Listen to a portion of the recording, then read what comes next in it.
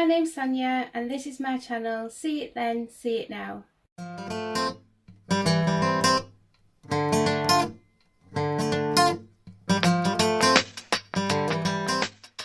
I know you don't need a big introduction for this video because you've already seen part 1 and part 2. If you haven't watched those, then the link is in the description, so bob over and watch them and I'll be right here waiting for you when you come back.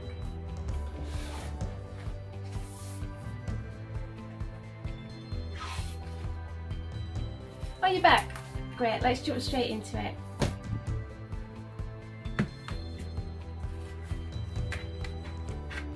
So the first thing I need to do is to separate the napkin. Most napkins are 3-ply and we only want the top layer, so we need to remove 2 of the plies. The best way I've found to do this is to make sure your fingers are just damp, not too wet or else it won't work. And then you push, and as you pull away it opens up the layers. So there we've got one.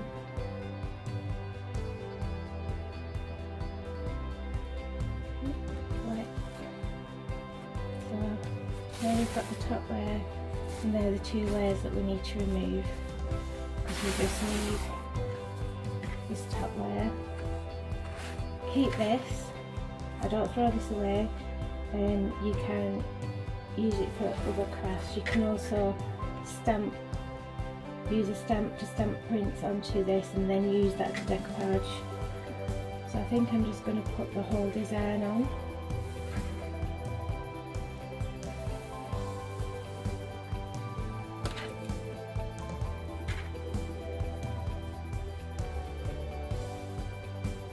A wet brush. And I just brush around the area that I want to tear.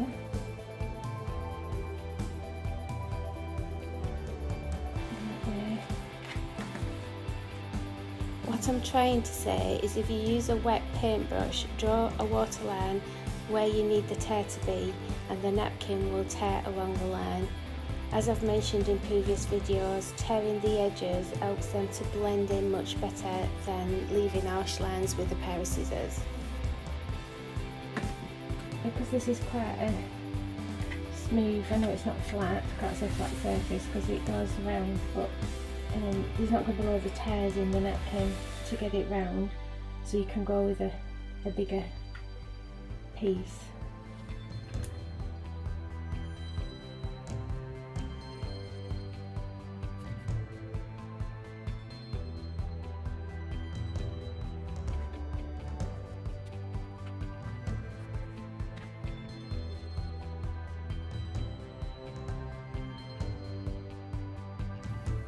So using the same technique as the previous videos, you put the Mod Podge down the centre of where you're going to place your napkin, and then you work your way out to the edges, and this helps to prevent any creases and air bubbles.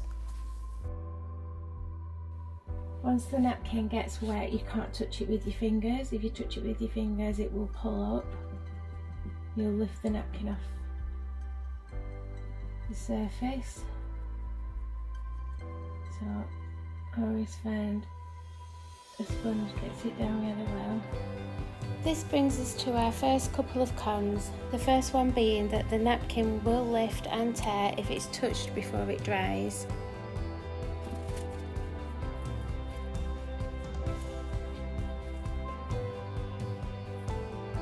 When you're using the plastic, you're not moving the plastic on the bin. You're moving your hands over the plastic stays still on top of the napkin, so you're not dragging the napkin in any way. All you're doing is just rubbing your hands over the plastic, and all it's doing is helping to make sure all the bubbles are smoothed out. The second one being that once you've put that Mod Podge down and you place the napkin on top, if that napkin is not exactly where you want it, then you don't get a second chance. You cannot lift it back up. If you lift it up, it will just all fall to pieces and tear. You just have to go with it or use a fresh piece of napkin and start again.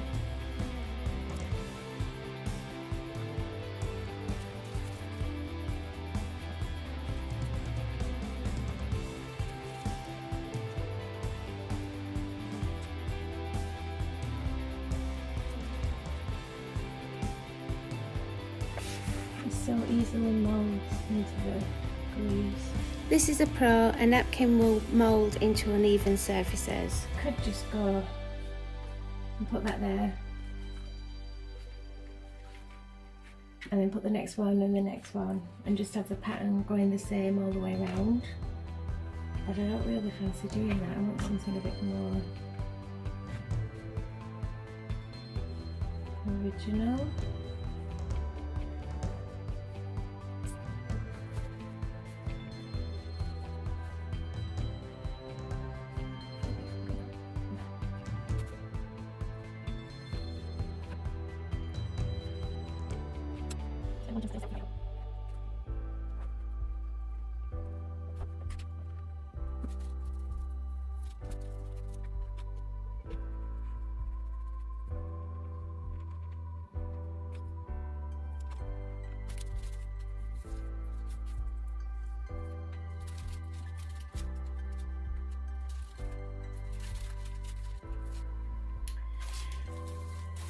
Once it gets really sticky with the glue, you need to either get the glue off or use another piece, because it starts pulling it out like your fingers would.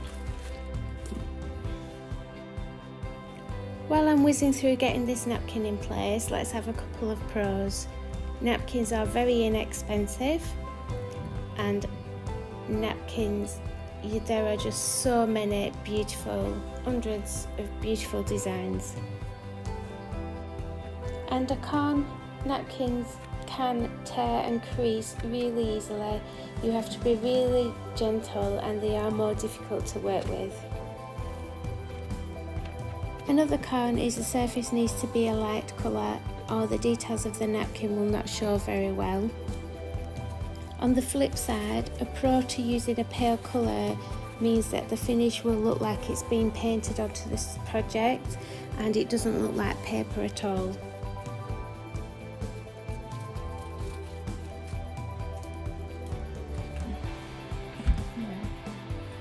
One thing I do need to be wary of is, as you're going round, this bit is dry before you start shoving it underneath here. You don't want it getting damaged. So we've got a bit to fill in there, and we'll put that in there. And we'll put in the bigger bits first.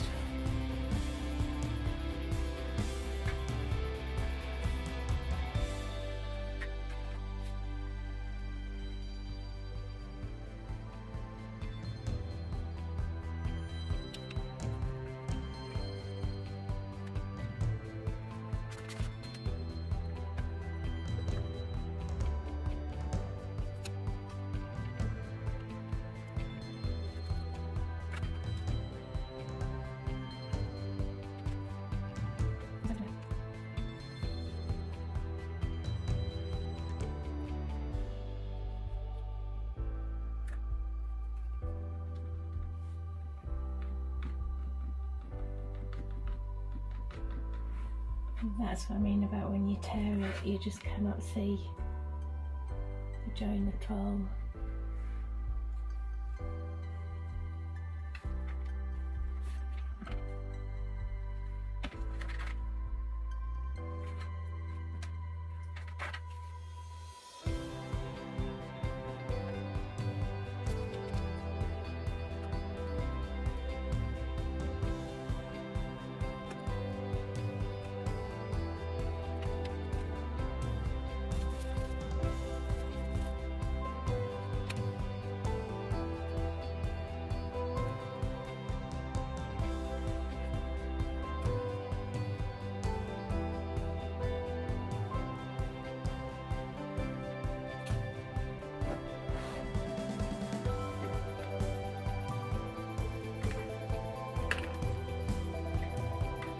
When you have a little tiny bit like this, it's sticking up,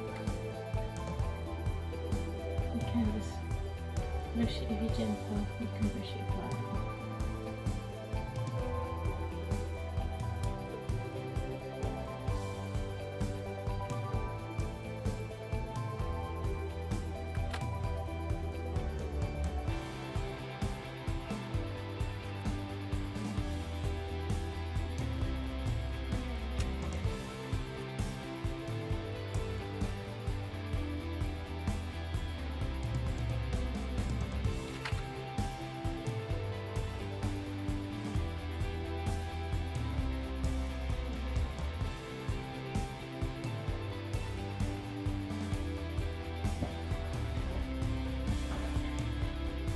with these grey areas, you know, where we've got patches of white, you can do one of two things. You can either get bits of napkin, so you'd have to get your piece of napkin, take out all the grey bits and put them in, or you can do what I'm going to do. I'm going to bob this in just to show you.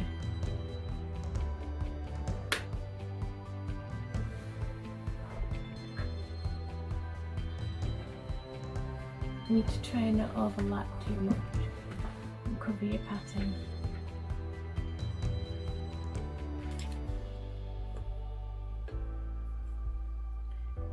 I'm just going to go for it because it's only a little piece. I'm just going to put the Mod Podge everywhere.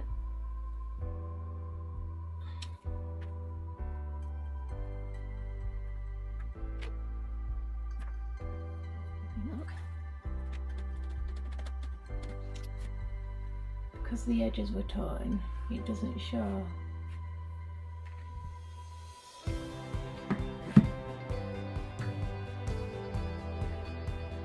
If you don't want to fill in all the gaps with the napkin, then you can use some paint like I'm doing here. I'm just using a tiny little bit of paint on a sponge and dabbing it into the gaps and going into the napkin a little bit just to blend it in so it all looks the same.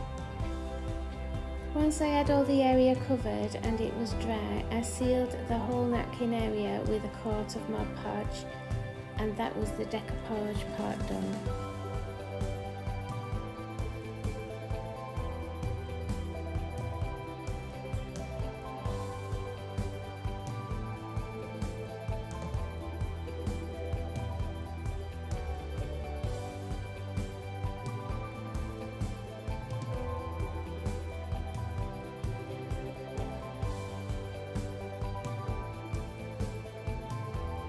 I then went on to make some clay moulds, which I stuck to the bin using wood glue and left the clay to dry.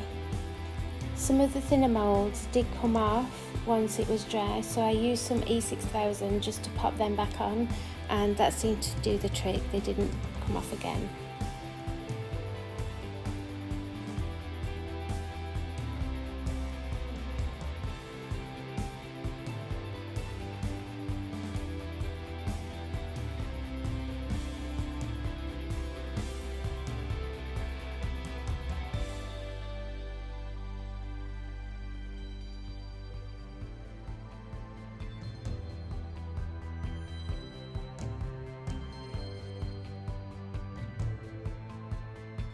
I painted over the moulds in a dark grey paint, and then I painted the area of the bin in a light grey paint.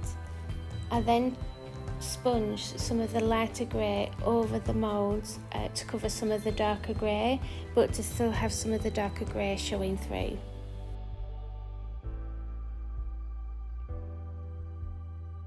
Because the napkin has been sealed with the Mod Podge, if you go over with the paint, you can easily just wipe it off.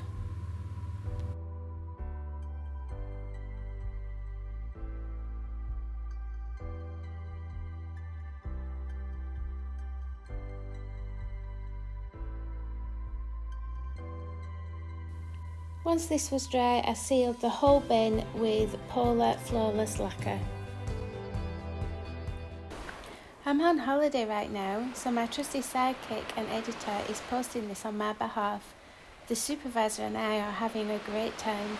I just wish he would take a day off. So let's have a reminder and see it then. And let's see it now.